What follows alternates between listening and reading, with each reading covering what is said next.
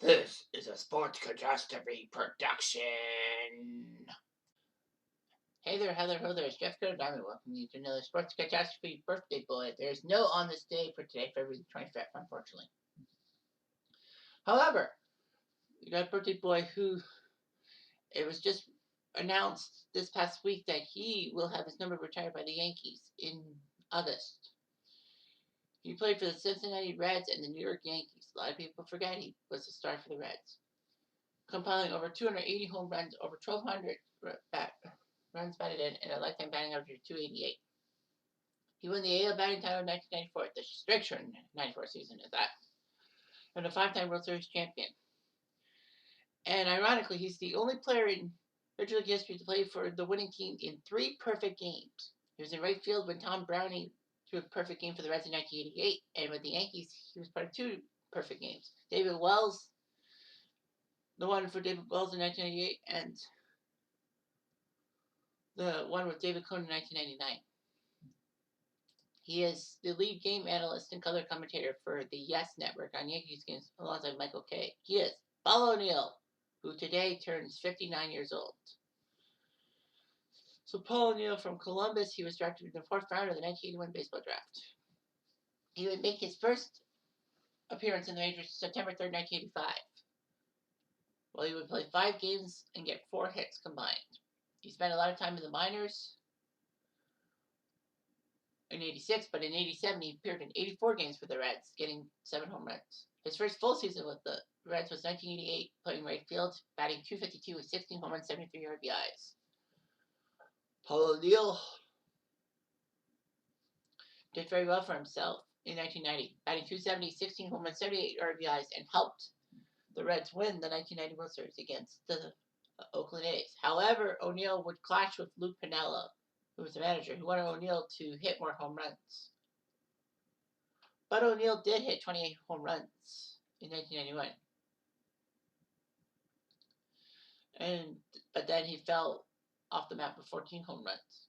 O'Neill would be traded from the Reds to the Yankees for Roberto Kelly. Ironically, Piniella would be gone too, as he would take the job in Seattle.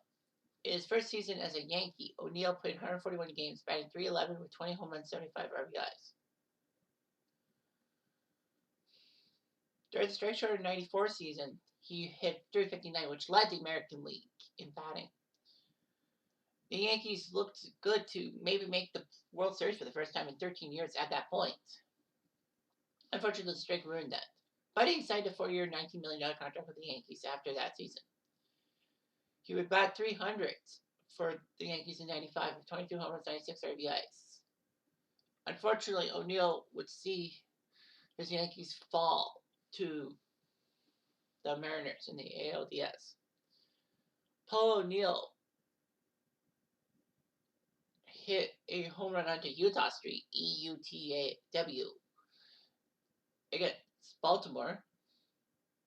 O'Neill was his own toughest critic. He would be not satisfied with his own performance. And when disappointed about his performance or angry with umpire's decision, he would attack water coolers or toss bats on the field.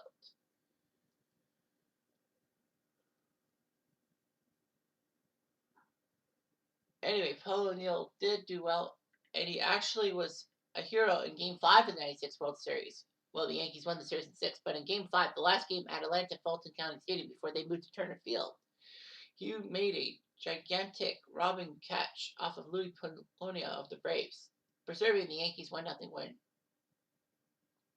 O'Neill would do decent in 1997, getting 117 RBIs in the year. Unfortunately, though, despite 7 RBIs in the ALDS best of 5 against Cleveland, they got taken out in 5. O'Neill would put up another home run, 24 home runs and 116 RBIs in 1998, and helped them win the World Series. In 99, O'Neill would play 153 games, 110 RBIs. And O'Neill played Game 4 of the 99 World Series just hours after his dad died. The Yankees won the game and swept the Braves to get another title. O'Neill was a hero and all that.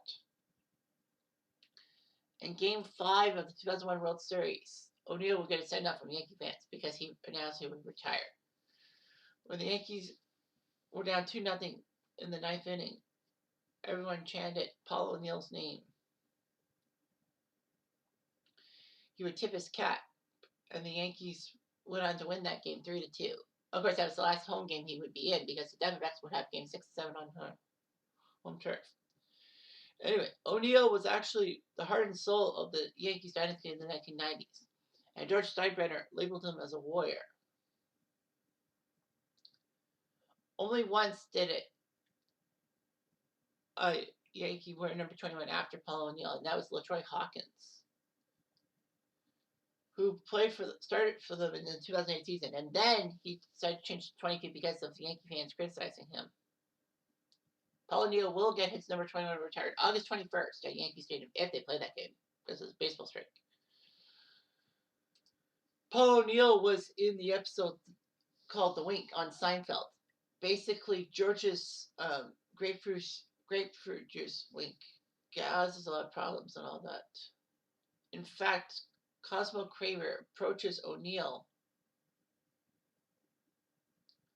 in the Yankees locker room and said he must hit 2 runs to fulfill wish of a sick little boy. O'Neill does that, but then his second home run was actually a triple and an error.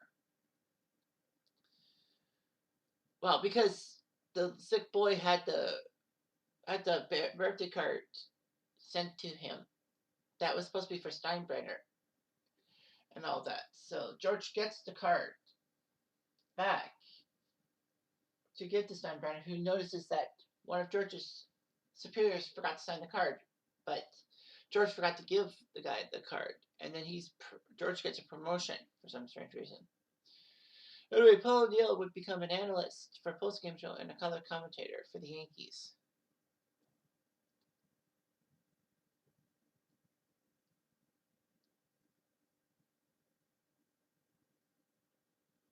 So anyway, Paul O'Neill knows what he's doing. He and his wife have 3 children living in Montgomery, Ohio. So Paul O'Neill is a fantastic player and all of that. And the Yankees will give him his due soon. Anyway, I'm Jeff Diamond. I do.